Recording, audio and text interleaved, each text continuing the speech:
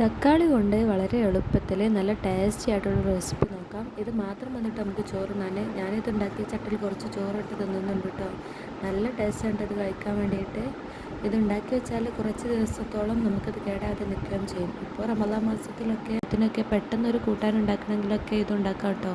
വളരെ എളുപ്പമാണ് കേട്ടോ. അപ്പം അതിന് വേണ്ടിയിട്ട് ഞാൻ കുറച്ച് വെളുത്തുള്ളി എടുത്തിട്ടുണ്ട്. ഈ വെളുത്തുള്ളിയിൽ കുറച്ച് ചതച്ച് വെക്കുന്നുണ്ട്, ചതക്കാതെയും കുറച്ച് എടുക്കുന്നുണ്ട്. പിന്നെ കുറച്ച് തക്കാളി എടുക്കുക. എന്നിട്ട് ഈ തക്കാളി തുള്ളി പോലെ വെള്ളം ചേർക്കാതെ നല്ല പേസ്റ്റ് പരുവത്തിൽ നല്ല പോലെ അരിച്ചെടുക്കുക. ഈ ഒരു പരുവത്തിൽ വേണ്ടിട്ട് അരിച്ചെടുക്കാൻ. ഇനി ഒരു ചട്ടി അടുപ്പത്ത് വെച്ച് അതിലേക്ക് കുറച്ച് വെളിച്ചെണ്ണ ഒഴിച്ച് കൊടുക്കുക. വെളിച്ചെണ്ണയും നല്ലെണ്ണയും ചേർത്ത് കൊടുക്കാം കേട്ടോ. ഇനി അതിലേക്ക് കുറച്ച് കടുക് ഇട്ട് കൊടുക്കുക. ഇനി കടുക് നന്നായി പൊട്ടി വരുമ്പോൾ കുറച്ച് ഉലുവ ഇട്ട് കൊടുക്കുക. ഉലുവയും നന്നായി പൊട്ടി വരുമ്പോൾ അതിലേക്ക് കുറച്ച് ചെറിയ ജീരകം കൂടെ ഇട്ട് കൊടുക്കുക.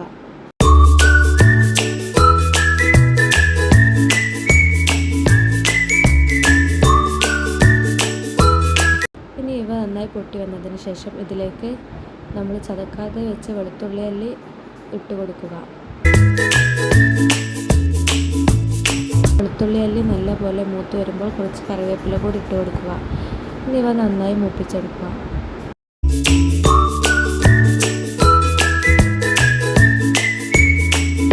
വെളുത്തുള്ളി നല്ലപോലെ മൂത്ത് വരുമ്പോൾ ഇതിലേക്ക് ഇനി നമ്മൾ ചതച്ച് വെച്ച വെളുത്തുള്ളി കൂടി ഇട്ട് കൊടുക്കുക.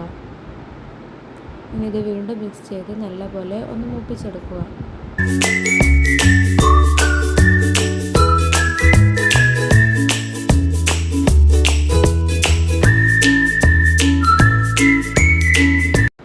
പരുവമായി കഴിഞ്ഞാൽ ഇനി നമുക്കിതിലേക്ക് നമ്മൾ അരച്ച് വെച്ച തക്കാളിയുടെ പേസ്റ്റ് ചേർത്ത് കൊടുക്കാം.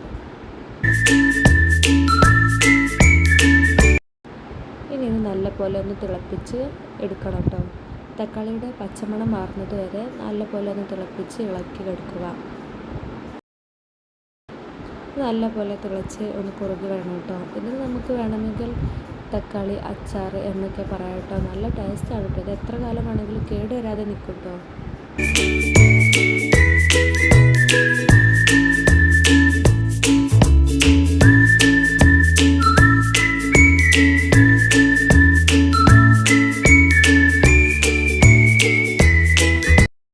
പരുവായി കഴിഞ്ഞാൽ ഇനി അതിലേക്ക് കുറച്ച് ഉപ്പ് ചേർത്ത് കൊടുക്കുക. കുറച്ച് മഞ്ഞൾപ്പൊടി ഇട്ട് കൊടുക്കുക.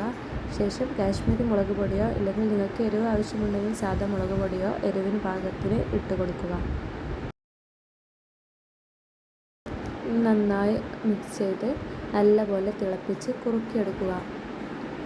ഒട്ടും വെള്ളമില്ലാതെ നല്ലപോലെ കുറുകി വരണം കേട്ടോ. അതാണ് ഇതിൻ്റെ കറക്റ്റ് ടേസ്റ്റ് ഉണ്ടാവുക. നല്ലപോലെ ഇതൊന്ന് തിളച്ച് കുറുകി വരട്ടോ. ഇടയ്ക്കൊന്ന് ഇളക്കി കൊടുക്കുന്നത് നല്ലതായിരിക്കും കേട്ടോ.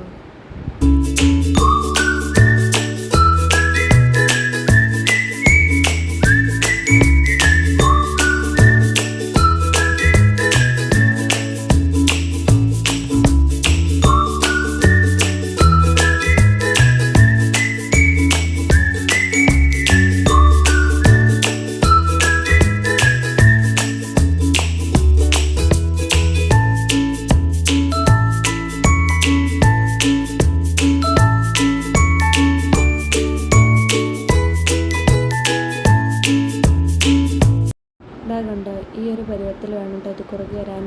അപ്പോൾ നമുക്ക് അത്താഴത്തിനൊക്കെ പെട്ടെന്ന് തന്നെ ഉണ്ടാക്കാൻ പറ്റിയ ഒരു റെസിപ്പിയാണ് കേട്ടോ. അപ്പോൾ നിങ്ങളൊക്കെ എന്തായാലും ട്രൈ ചെയ്ത് നോക്കിക്കോ. 5 മിനിറ്റിൽ നമുക്ക് എന്തെങ്കിലും ഒരു കൂട്ടാനൊക്കെ ഉണ്ടാക്കണമെന്ന് തോന്നുമ്പോൾ പെട്ടെന്ന് തന്നെ ഉണ്ടാക്കാം കേട്ടോ. കാണുന്ന പോലെ തന്നെ നല്ല ടേസ്റ്റുമാണ്. ഇത് മാത്രം മതി ഒരു പറ ചോറുണ്ണാൻ വേണ്ടിയിട്ട്. അപ്പോൾ എല്ലാവർക്കും എന്തായാലും ഇഷ്ടപ്പെടും. എന്തായാലും അപ്പോൾ ട്രൈ ചെയ്ത് നോക്കിയിട്ട് ഫീഡ്ബാക്കൊക്കെ അറിയിക്കണേ. അപ്പോൾ വീഡിയോ ഇഷ്ടപ്പെട്ടാൽ ചാനൽ ഒന്ന് സബ്സ്ക്രൈബ് ചെയ്ത് ലൈക്ക് ചെയ്ത് സപ്പോർട്ട് ചെയ്യണം. അപ്പോൾ ഓക്കെ, ബൈ.